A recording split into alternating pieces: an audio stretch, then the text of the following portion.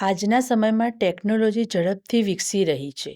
હવે માત્ર કોમ્પ્યુટર અને મોબાઈલ જ નહીં, પરંતુ ઘરની ઘણી વસ્તુઓ પણ ઇન્ટરનેટ સાથે જોડાઈ રહે છે.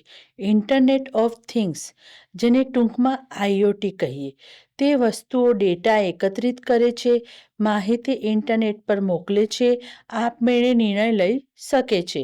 આ technology smart home, smart city અને સ્માર્ટ ફાર્મિંગ માટે ખૂબ જ મહત્વપૂર્ણ છે.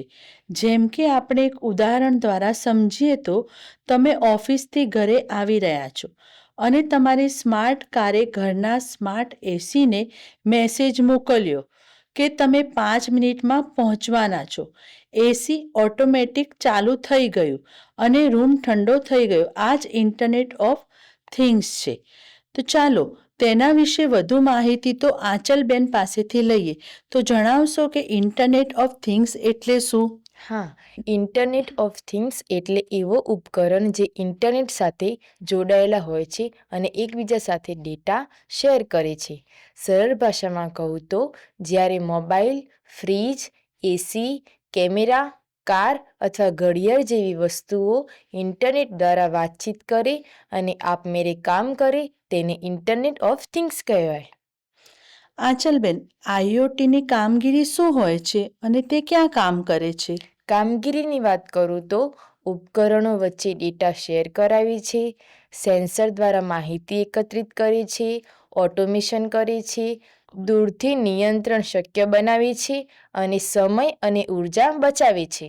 કાર્યસ્થળની વાત કરું તો, સ્માર્ટ હોમ કંપનીઓ, agriculture technology, healthcare sector, automobile industries અને IT કંપની વગેરે સ્તરે કામ કરે છે.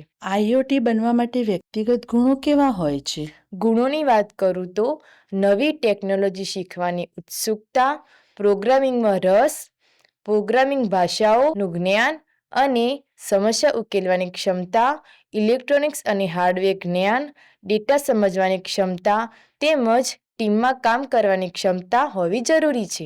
IoT બનવા માટે શૈક્ષણિક લાયકાત કેટલી હોવી જોઈએ અને ભરતી પ્રક્રિયા શું હોય છે? શૈક્ષણિક લાયકાતની વાત કરું તો, અનુસ્નાતક વિજ્ઞાન પ્રવાહ સાથે પૂર્ણ કરેલું હોવું જોઈએ. કમ્પ્યુટર સાયન્સ, ઇલેક્ટ્રોનિક્સ, ઇન્ફોર્મેશન ટેકનોલોજીમાં BE/BTech કરેલું હોવું જોઈએ.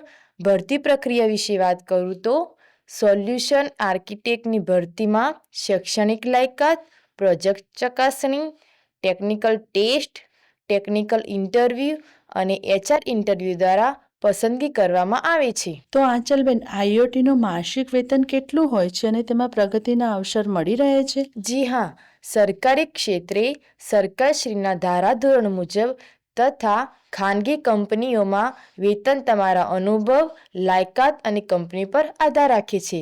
પ્રગતિના અવસરની વાત કરું તો, સોલ્યુશન આર્કિટેક્ટને અનુભવ વધતા જુનિયર એન્જિનિયરથી senior architect, project manager, technical consultant અને CTO ચીફ ટેકનોલોજી ઓફિસર સુધી પ્રગતિ કરવાની સારી તક મળે છે.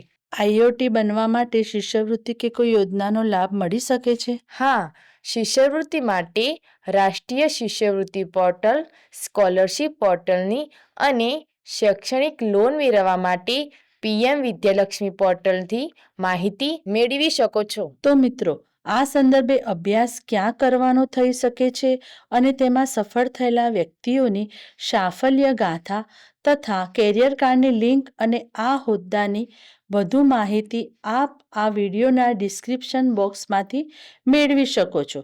આશા છે કે આ મહત્વપૂર્ણ માહિતી આપને ખૂબ જ ઉપયોગી થશે. ધન્યવાદ.